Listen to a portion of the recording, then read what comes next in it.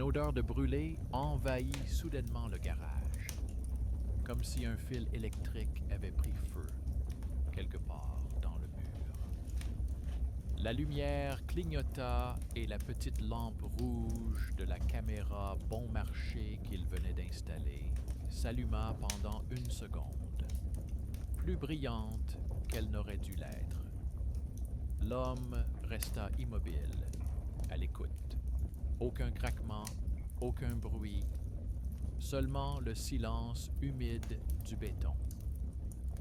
L'air était frais, mais sentait le plastique brûlé. Il pensa qu'il s'agissait simplement d'un vieux câblage et partit, décidant de vérifier les enregistrements dans la soirée. Le narrateur salua les spectateurs d'une voix étouffée, leur rappela qu'ils étaient sur sa chaîne, leur demanda d'où ils regardaient et leur proposa d'écrire dans les commentaires. Il leur souhaita une bonne écoute et l'histoire commença. Il vivait seul dans un appartement loué au-dessus d'un garage coopératif. L'endroit était bon marché, mais pratique. À 10 minutes du métro, calme le soir. Le propriétaire ne se montrait pas. Il prenait le loyer en espèces. Tout était simple. Il n'utilisait pas le garage pour sa voiture, mais comme débarras. Il y avait des outils, un vieux vélo et des cartons avec des affaires des anciens locataires que le propriétaire n'avait pas pris la peine d'emporter.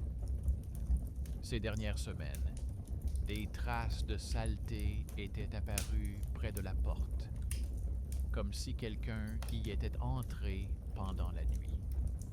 La serrure était intacte, mais la porte présentait des rayures à peine visibles. Il a décidé d'installer une caméra pour ne pas avoir à payer plus tard pour les dommages causés par des inconnus. Il a commandé la caméra la plus simple sur Internet. Il l'a configurée sur son téléphone, l'a laissée connectée au réseau et a activé les notifications de mouvement. Les premiers jours, tout était calme. Seulement des chats et des ombres occasionnelles provenant des phares. Le troisième jour, dans la soirée, la caméra a envoyé une notification.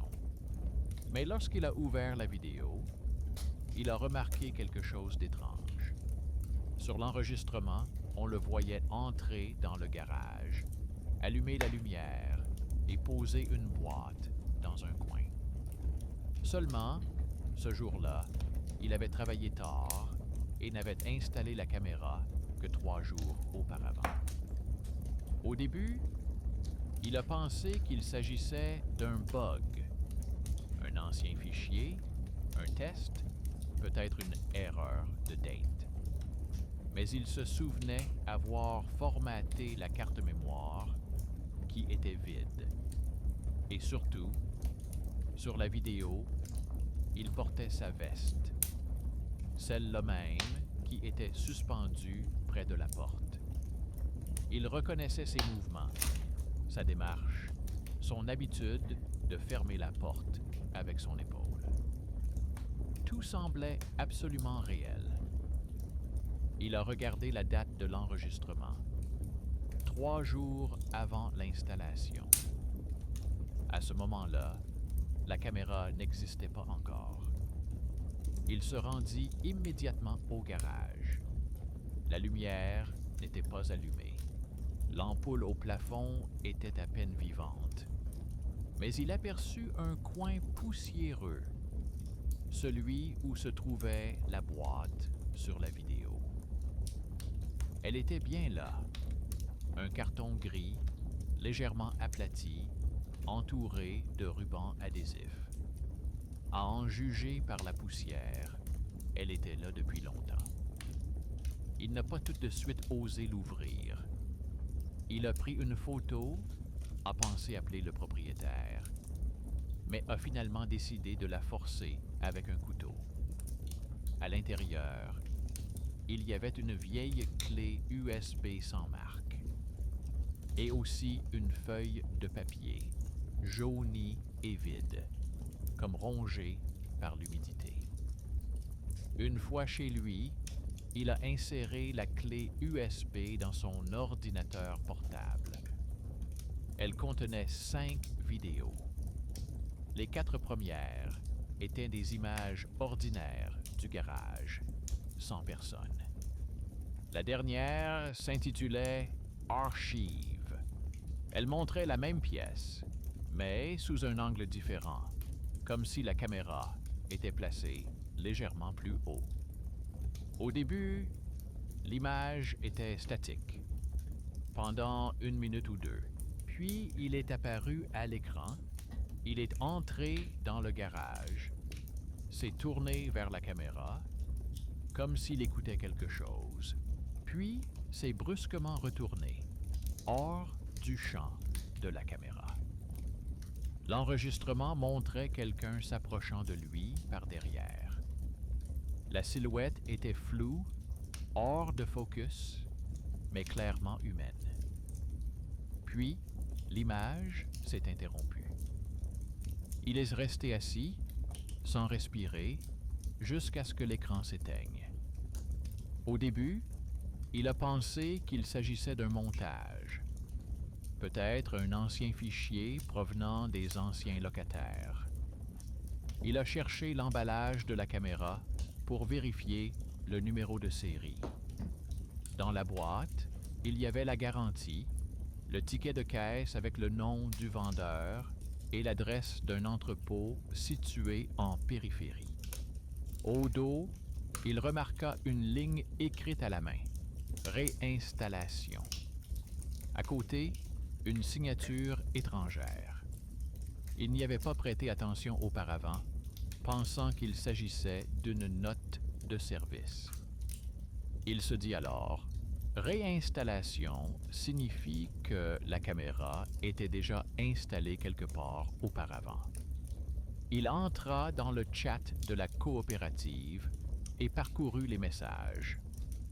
1 semaine plus tôt, quelqu'un avait parlé de bruit sous terre et de lumière allumée la nuit, dans le bloc où se trouvait son garage. Le message avait été supprimé, mais il avait eu le temps de retenir le nom de l'auteur, une femme de la rangée voisine. Il trouva son profil, avec une photo de profil représentant un chat et la signature « Ne gardez pas les affaires des autres ». Le lendemain, il a décidé de lui rendre visite. Sa voisine était une femme âgée, avec un chignon serré et une voix douce. Elle lui a dit qu'elle avait déjà vu la caméra. Une caméra identique était accrochée au plafond lorsque l'ancien locataire avait disparu. À l'époque, il y avait aussi eu des rumeurs au sujet d'enregistrements que personne ne pouvait expliquer. L'homme aurait laissé une clé USB avec des instructions, puis ne serait jamais revenu. Il sentit quelque chose de froid monter en lui, comme si sa mémoire lui rappelait quelque chose d'oublié. Il se souvint que lorsqu'il était arrivé, le propriétaire de l'appartement lui avait remis les clés et lui avait dit en passant qu'il valait mieux ne pas toucher au garage les premiers jours. Il avait alors pensé que celui-ci cachait simplement des vieilleries. Mais maintenant, il se souvenait de l'étrange odeur d'humidité lorsqu'il avait ouvert la porte pour la première fois, et des traces de caoutchouc sur le sol, comme si quelqu'un venait de passer en voiture. Il a décidé de vérifier ses anciennes factures. Parmi les papiers qui traînaient sur l'étagère, il a trouvé une enveloppe au nom d'une personne inconnue. Le nom correspondait à la signature sur la garantie de l'appareil photo. La lettre provenait de la poste et était datée du printemps dernier. Elle contenait un avis de colis non réceptionné dans les délais, avec le même numéro de suivi que celui qui figurait sur la boîte où il avait trouvé la clé USB. Le doute l'emporta sur la peur. Il comprit que l'appareil photo n'était peut-être pas neuf, qu'il avait déjà servi à prendre des photos, et peut-être même les siennes. Cette nuit-là, il ne dormit pas. La caméra clignotait dans l'obscurité comme un petit œil rouge attendant un signal. Il la recouvrit de ruban adhésif, mais le lendemain matin, il remarqua que le ruban avait été retiré. Une nouvelle notification apparut sur son téléphone. Mouvement détecté. Il appuya dessus et l'écran afficha le garage, vide, à l'exception d'une boîte ouverte dans un coin. Il descendit, vérifia. La boîte était là, fermée. Aucune trace, aucune ouverture. Il retourna chez lui, ouvrit à nouveau la vidéo et remarqua que la date de l'enregistrement était avancée de 3 jours. Tout cela semblait être un jeu de perception, jusqu'à ce qu'il remarque un autre détail. Dans le reflet de la porte métallique, au loin, on pouvait voir sa silhouette. Là, il se tenait devant la caméra, exactement dans la même position qu'à présent, regardant l'écran. Seulement, le visage dans le reflet était légèrement plus âgé, avec des rides autour des yeux. Il retira la fiche de la prise, mais la lumière ne s'éteignit pas. Le moniteur clignota et une image apparut à l'écran. Le même garage, mais le temps s'écoulait à l'envers dans le coin. Sur l'enregistrement, quelqu'un entrait, posait une boîte dans un coin et repartait. Ce quelqu'un, c'était lui-même. À ce moment-là, son souffle s'est coupé, mais son esprit s'accrochait à des explications banales.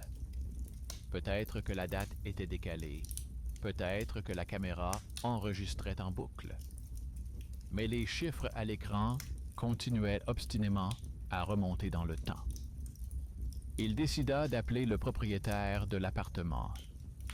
Le téléphone répondit avec une voix inconnue. Un jeune homme lui dit que ce numéro lui avait été vendu récemment. Le nom du propriétaire ne lui disait rien. L'homme vérifia le contrat de location. Le nom du propriétaire avait été rayé et réécrit à la main, de manière à peine lisible.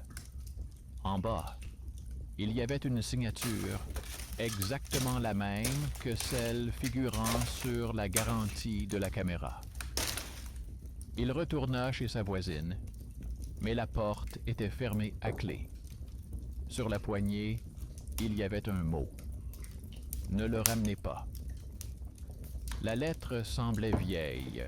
Le coin était jauni, comme si elle était accrochée là depuis longtemps. De retour chez lui, il ouvrit son ordinateur portable. La clé USB qu'il avait insérée n'était plus détectée, mais un nouveau fichier sans nom était apparu dans le dossier « Vidéo ». Il cliqua dessus. Sur l'écran, il était assis à sa table, comme à présent. Derrière lui, la porte était ouverte et une ombre pénétrait lentement dans la pièce. Il se retourna et comprit que la lampe au-dessus de l'écran clignotait au rythme de sa respiration. Il était assis, sans cligner des yeux, et voyait la lampe au-dessus de l'écran clignoter, comme si quelqu'un respirait à côté d'elle. La lumière devenait tantôt plus chaude, tantôt plus froide, comme si une main invisible couvrait l'objectif. L'écran s'est rallumé, bien que la clé USB ait été retirée. Sur la vidéo, on voyait la même table, mais cette fois, la caméra était légèrement décalée sur le côté. à un angle qui l'empêchait de se voir. Derrière lui, l'ombre continuait de se balancer. Il se retourna brusquement. La pièce était vide. Seul le faible ronronnement du réfrigérateur dans la cuisine et le léger bruissement du vent derrière la fenêtre se faisaient entendre. Mais la lumière continuait de clignoter. Il éteignit alors complètement l'ordinateur, débrancha le cordon d'alimentation, retira la caméra et la rangea dans le tiroir de son bureau. Il pensait que cela suffirait pour reprendre le contrôle. Le lendemain matin, il se réveilla au son d'une notification. Son téléphone clignotait. Une nouvelle vidéo. Dans la liste des fichiers, la caméra était à nouveau active. Il ne l'avait pas allumée, ni connectée au réseau, mais l'enregistrement avait continué. La vidéo commençait dans le silence. Puis une porte de garage apparut dans l'obscurité.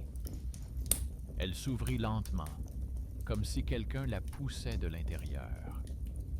Il a compris qu'il ne voulait plus regarder ça, mais son regard revenait quand même vers l'écran. Sur l'enregistrement, on voyait une silhouette derrière la porte.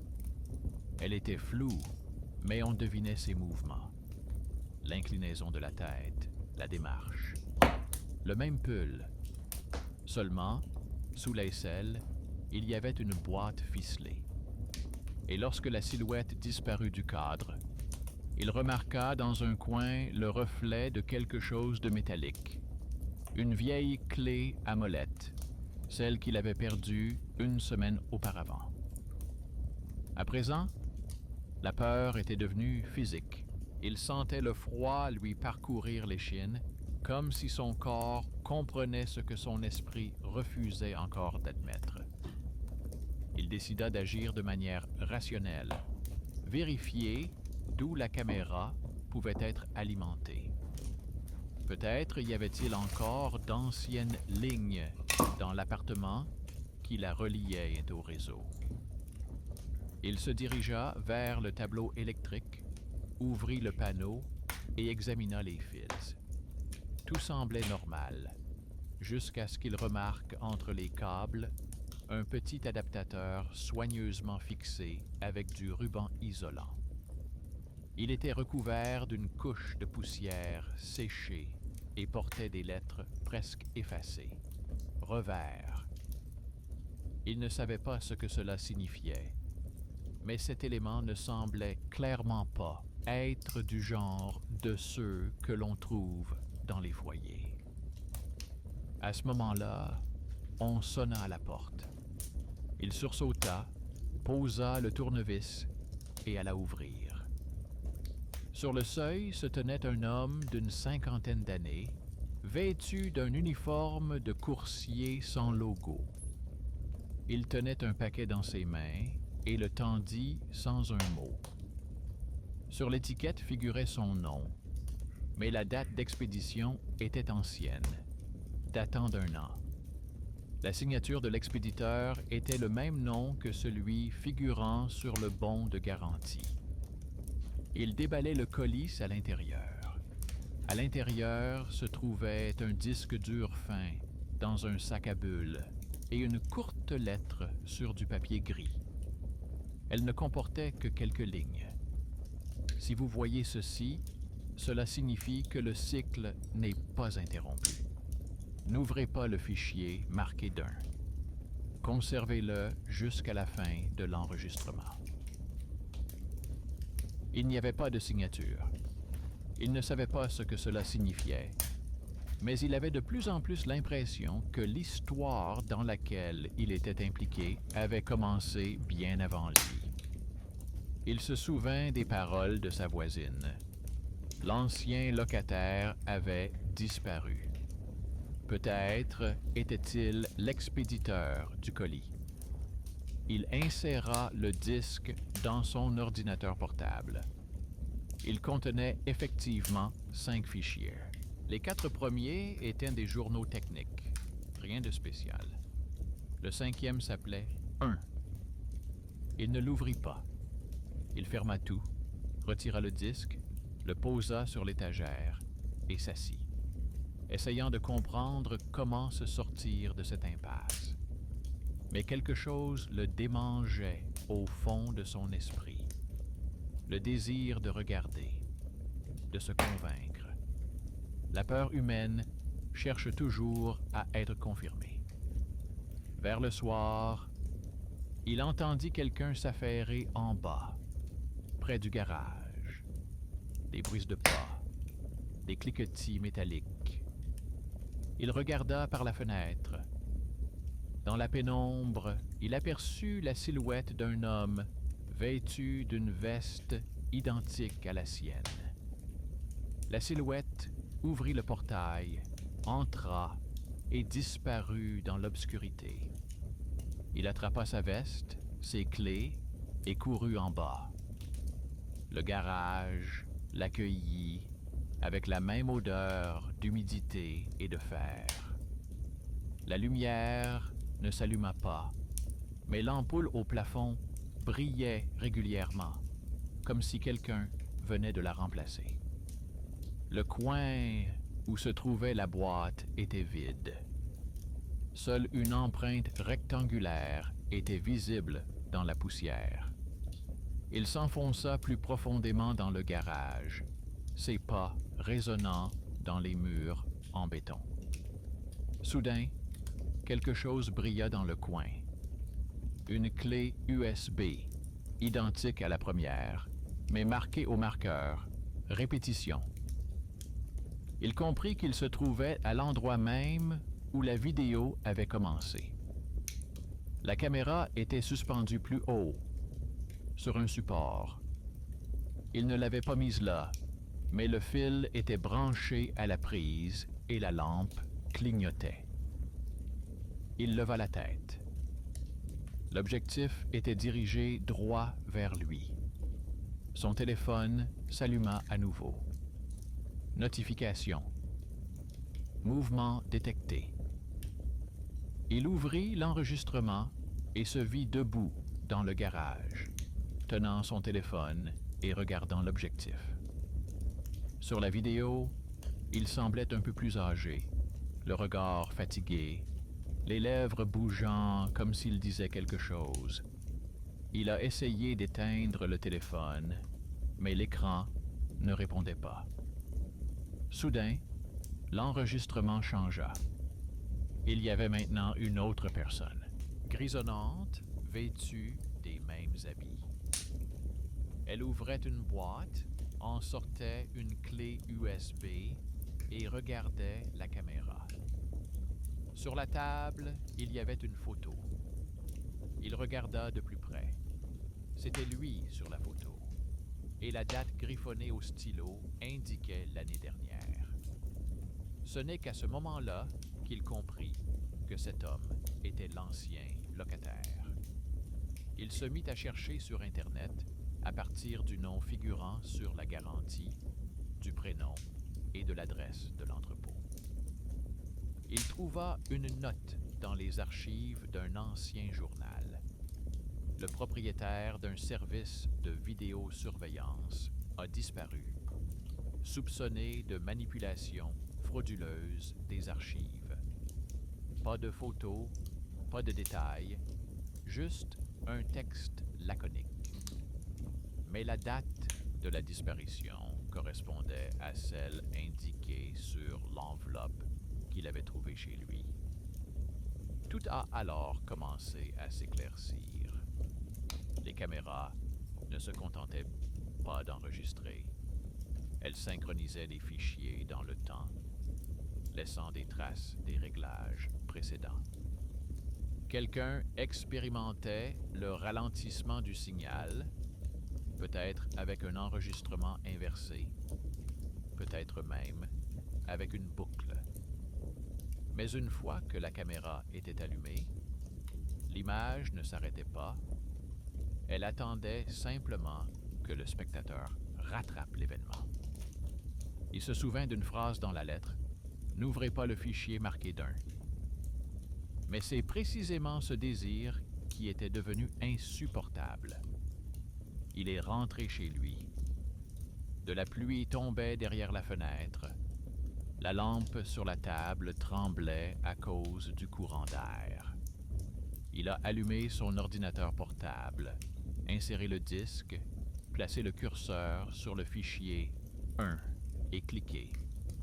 La vidéo s'est ouverte sans son. Au début, on voyait le même garage, vide. Puis, la caméra s'est déplacée vers le visage d'un homme devant un écran d'ordinateur. Cet homme, c'était lui. Il voyait une petite lumière clignoter sur l'écran de cet homme, exactement comme la sienne à ce moment-là. Et quand l'image a légèrement tremblé, il a compris qu'il y avait quelqu'un derrière lui. Il s'est retourné et a vu que la porte était entr'ouverte. Il n'y avait personne. Seulement un léger courant d'air et une odeur de béton humide, comme dans le garage en bas. Il ferma la porte et retourna devant l'écran. Sur la vidéo, il se retournait lui aussi. Puis il se retournait à nouveau et tendait la main vers la caméra, comme s'il essayait de l'éteindre. L'image trembla et le cadre changea. La caméra montrait désormais la pièce sans lui. Une table, un écran, une chaise vide. Mais dans le reflet de l'écran, on pouvait voir la silhouette de quelqu'un. Une silhouette noire, immobile, comme une empreinte. Il agrandit l'image. Et au même instant, le moniteur clignota d'une lumière vive. Un message apparut à l'écran. Archive mise à jour. Prochaine entrée dans 3 jours. Il ressentit un vide dans sa poitrine, comme si le temps s'était arrêté. Il comprit qu'il y a exactement 3 jours, il se tenait déjà à cet endroit et regardait la même vidéo. Que la caméra ne se contentait pas d'enregistrer les événements, mais les faisait revivre, les obligeant à se répéter. On frappa à nouveau à la porte, avec insistance, sèchement. Il s'approcha, mais n'ouvrit pas. Une petite clé USB dans un sachet transparent tomba sur le sol à travers la fente sous la porte. Elle portait l'inscription, la dernière. Il la ramassa et la posa sur la table. Ses mains tremblaient, mais il savait déjà qu'il ferait comme celui qui l'avait précédé. Il inséra la clé USB dans le port et appuya sur « Lecture ». La vidéo commençait par le bruit d'une respiration régulière et calme, comme celle d'une personne qui vient de s'endormir. La caméra s'approchait lentement de l'écran du moniteur, où il était assis, regardant directement le spectateur. Et derrière lui, quelqu'un se penchait de plus en plus près. L'écran s'éteignait. Le moniteur a émis un clic, le voyant a cessé de clignoter. Le silence s'est installé dans la pièce. Seul le bruit des gouttes de pluie sur la vitre venait le troubler. Mais une notification clignota sur le téléphone. Mouvement détecté. Il l'a allumé et a vu son appartement. Vide. Seule une chaise bougeait légèrement, comme si quelqu'un venait de se lever. Au cours des 3 jours suivants, il n'est pratiquement pas sorti de chez lui. Il a laissé son téléphone éteint, a retiré la caméra et l'a caché dans le débarras. Mais le sentiment d'être observé ne le quittait pas. Chaque reflet de lumière lui semblait être un objectif. Chaque ombre sur le mur, une répétition d'une image qu'il avait déjà vue auparavant. La nuit, il faisait toujours le même rêve. Il marchait dans le couloir des garages, entendait des pas, puis se voyait sortir de l'obscurité à sa rencontre. Dans ses rêves, il ressentait la fatigue d'une autre personne, comme s'il répétait les mouvements d'un autre, vivait les souvenirs d'un autre. Le troisième jour, juste avant le soir, la porte a de nouveau cliqueté avec des clés. Sur le paillasson, il y avait une enveloppe sans timbre ni adresse. À l'intérieur, une feuille de papier et une clé USB. Sur la feuille, une écriture semblable à la sienne disait « Laisse la caméra là où tu l'as trouvée. Ne regarde plus. Ce n'est pas un enregistrement, c'est une file d'attente. » Ces mots n'avaient aucun sens, mais ils sonnaient comme un avertissement. Il sortit dans la cour, descendit au garage, comme poussé par une volonté étrangère. La lampe y brillait sans clignoter. La caméra était de nouveau accrochée au mur, alors qu'il savait pertinemment l'avoir retirée. Le cordon était soigneusement fixé. La poussière sous ses pieds était uniforme, comme si personne n'était passé par là depuis longtemps. Il posa la clé USB sur la même table où se trouvait autrefois la boîte et s'immobilisa. Tout lui semblait trop familier. Même la rayure sur le mur correspondait à une image d'une des vidéos. Il comprit alors que tout ce qui se passait s'était déjà produit une fois. Il entendit des pas au loin. Quelqu'un marchait dans le couloir, lentement, en s'arrêtant de temps en temps, comme quelqu'un qui porte quelque chose de lourd. Il se cacha derrière la porte d'un vieux casier, laissant une fente ouverte. Bientôt, une silhouette apparut dans l'embrasure. Grande, voûtée. Cette personne tenait dans ses mains une boîte, celle-là même qu'il avait ouverte autrefois. La silhouette posa la boîte dans un coin, s'essuya les mains et sortit. Lorsque le bruit des pas s'évanouit, il sortit de sa cachette et s'approcha. La boîte était scellée, comme neuve. Et soudain, il comprit. Il venait de se voir lui-même, mais un peu plus âgé, vêtu différemment. Il courut dehors, l'air froid lui frappa la poitrine. La pluie tombait en biais, le portail tremblait sous l'effet du vent. Pendant un instant, il lui sembla que toute la place reproduisait ce qui venait de se passer. Les voitures étaient garées aux mêmes endroits. La lumière du lampadaire tombait sous le même angle. Il se retourna. La lampe du garage clignota 3 fois et s'éteignit. Il est rentré chez lui à l'aube, épuisé.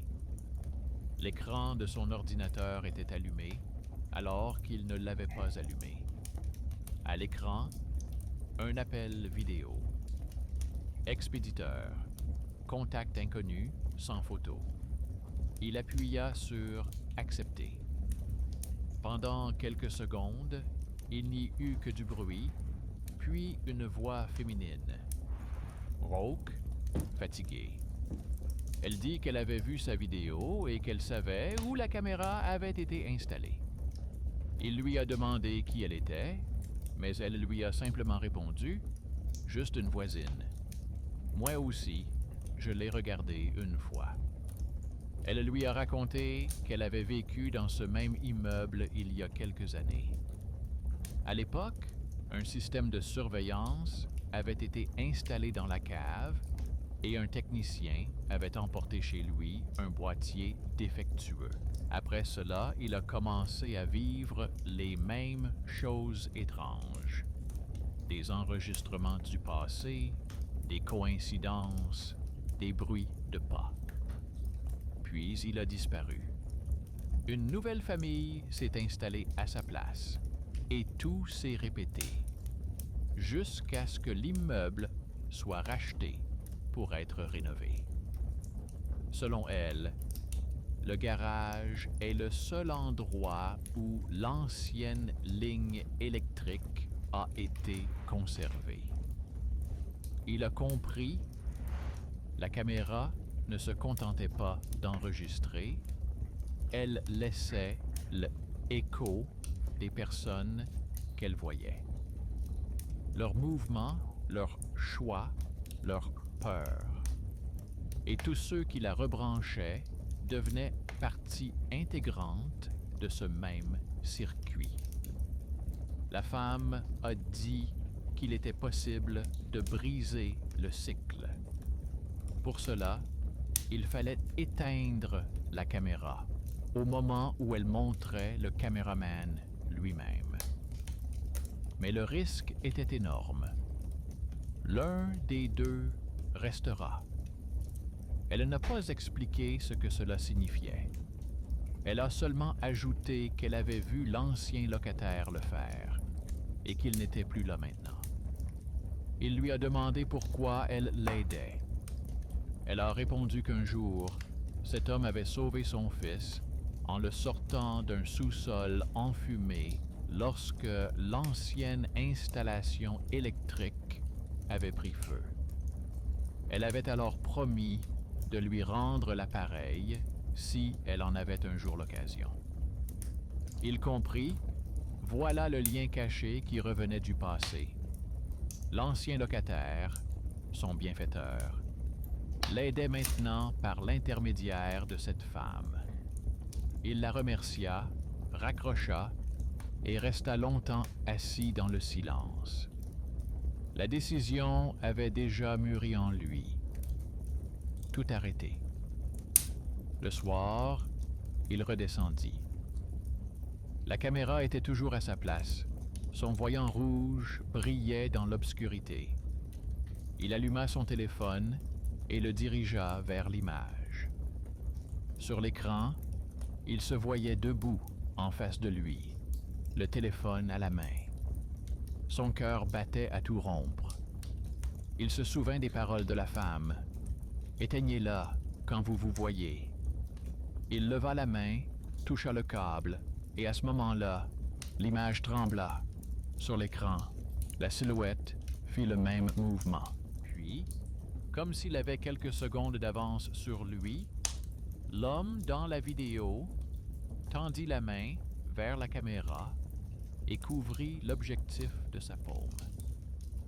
Il ressentit un léger choc, comme si un courant électrique avait traversé ses doigts. La lumière s'éteignit. Il resta quelques secondes dans le noir, puis il sortit lentement son téléphone. L'écran était éteint. Seule la lumière verte de la sortie de secours clignotait au loin. Il remonta chez lui. Tout semblait normal, mais il régnait un silence pesant, comme après un orage.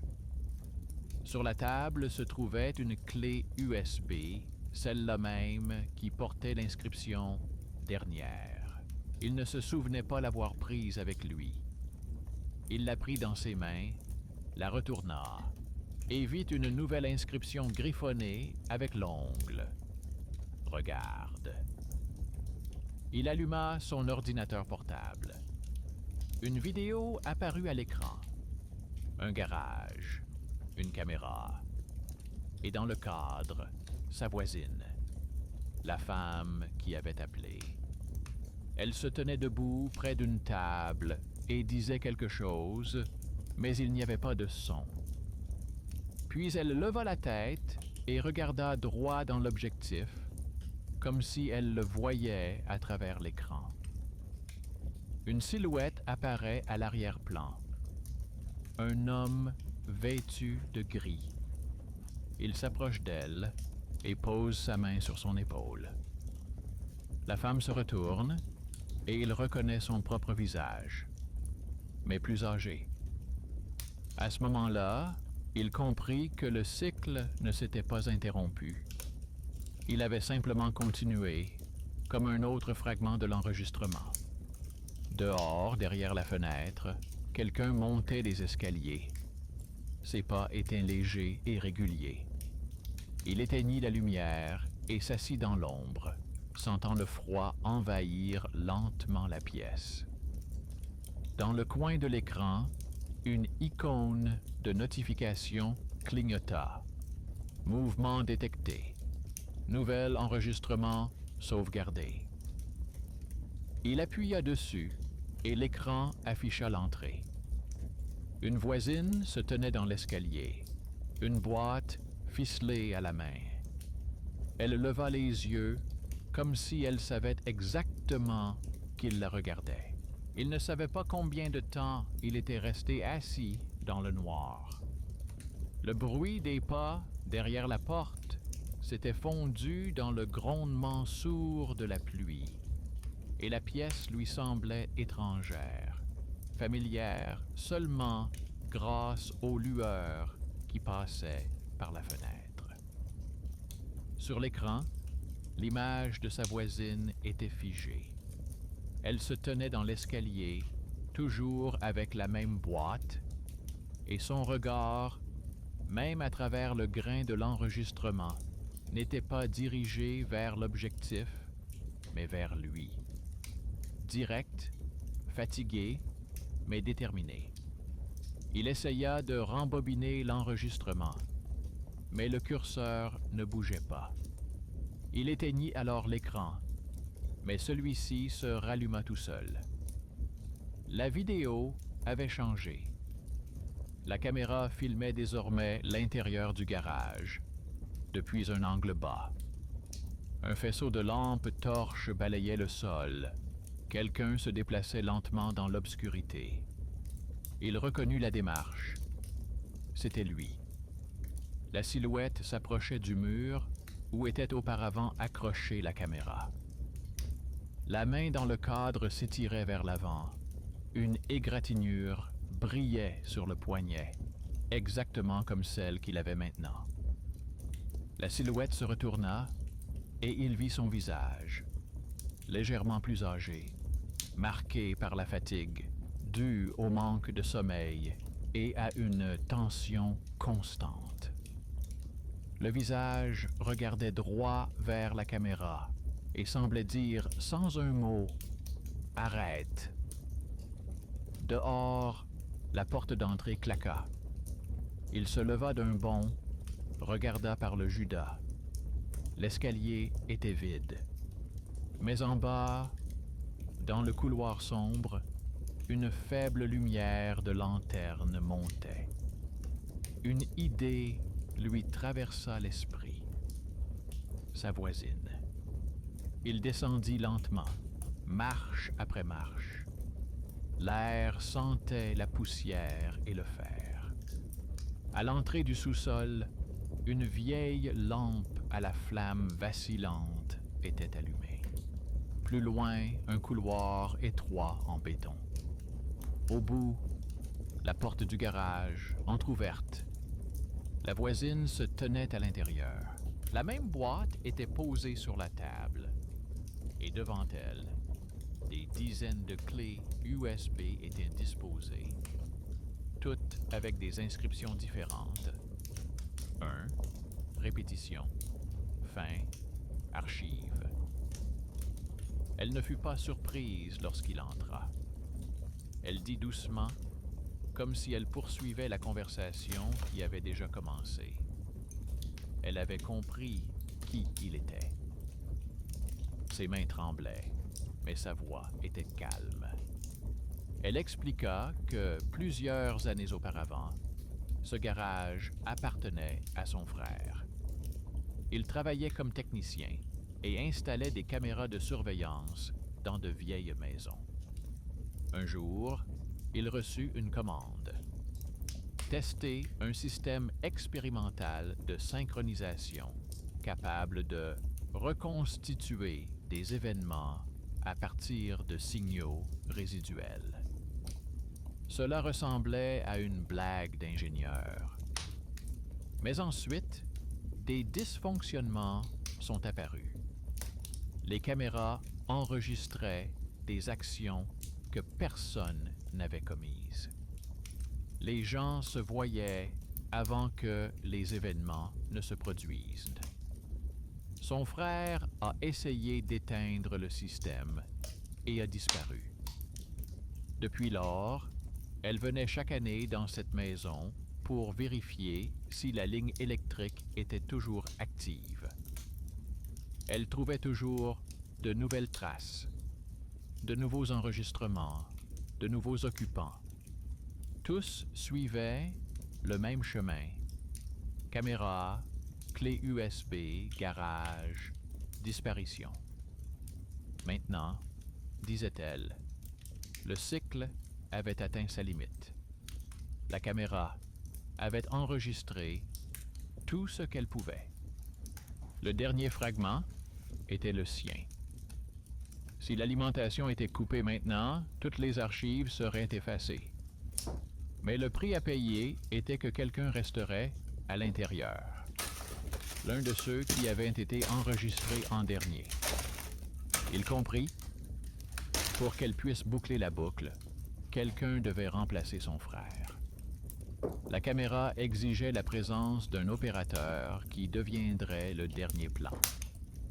Elle le regarda avec un mélange de supplication et de gratitude. Elle dit qu'elle avait essayé de le faire elle-même, mais que la caméra ne réagissait pas à elle. Elle ne faisait pas partie du cycle. Elle n'était qu'un témoin. Elle avait besoin de quelqu'un que l'appareil avait déjà mémorisé. Il resta silencieux. Les mots semblaient inutiles. Tout ce qui se passait semblait avoir été décidé depuis longtemps par quelqu'un d'autre. Il regarda la lampe. Elle brillait régulièrement, sans clignoter, comme un pouls qui s'était enfin calmé. Il s'approcha de la prise. Il prit le câble. La voisine recula. À ce moment-là, il ressentit un étrange soulagement, comme si tout avait enfin pris sens.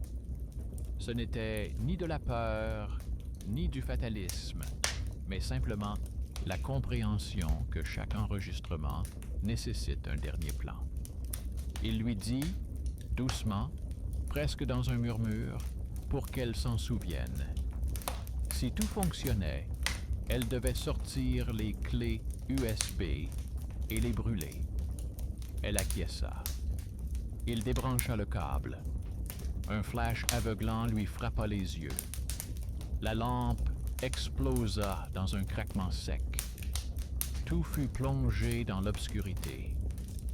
Pendant quelques secondes, il n'y eut ni bruit ni souffle. Puis, un léger bruissement se fit entendre, comme si quelqu'un avait touché l'objectif de l'intérieur. Quand elle ouvrit les yeux, le garage était vide. Seule une feuille de papier soigneusement pliée, portant son nom et une brève inscription. Archives fermées, gisait sur le sol. Elle sortit la boîte dans la rue. La pluie tombait sans discontinuer. La ville respirait la vapeur. À l'aube, près des poubelles, elle brûla les clés USB les unes après les autres. Elle brûlait régulièrement, sans odeur, comme de vieilles bougies. Plusieurs semaines passèrent. Dans l'entrée, le câblage électrique fut remplacé. Les garages furent ouverts pour être inspectés. Personne ne se souvint de l'homme qui vivait là. Le contrat de location était au nom de l'ancien locataire et le propriétaire affirmait qu'il n'y avait jamais eu un tel locataire. La voisine passait parfois devant, jetant un coup d'œil au mur où était auparavant accrochée la caméra. Il n'y avait plus rien, juste une trace de fixation et une tache sombre de poussière. Un soir, en rentrant chez elle, elle remarqua un petit colis sans inscription près de sa porte. À l'intérieur, il n'y avait qu'une clé USB et un mot « Merci ». Elle l'a emporté dans le jardin, mais ne l'a pas brûlé. Elle l'a enterré sous un arbre. Elle a recouvert le trou d'un peu de gravier. En partant, elle crut voir une faible lueur sous la terre. Non pas un clignotement, mais une lueur régulière et calme, comme le souffle d'une personne endormie. Cette nuit-là, toutes les caméras de vidéosurveillance de la maison se sont éteintes en même temps. Personne ne savait pourquoi, mais elles ne se sont plus rallumées. La voisine s'est réveillée en entendant le clic habituel, comme si le détecteur de mouvement s'était déclenché. Elle s'est levée et s'est approchée de la fenêtre. Il pleuvait dehors et le réverbère d'en face clignotait, inondant la cour d'une lumière douce et intermittente. Dans son reflet, elle a vu un homme en veste grise debout près d'un vieil arbre. Il regardait silencieusement vers le haut, comme s'il vérifiait si la lumière était toujours allumée à sa fenêtre. Elle n'a pas eu peur. Elle a simplement fermé les rideaux. Quelques secondes plus tard, la lumière de la lampe s'est éteinte. Et dans le dossier d'archives de son ordinateur, qu'elle n'avait pas touché depuis des années, un nouveau fichier est apparu. Sans nom, sans date.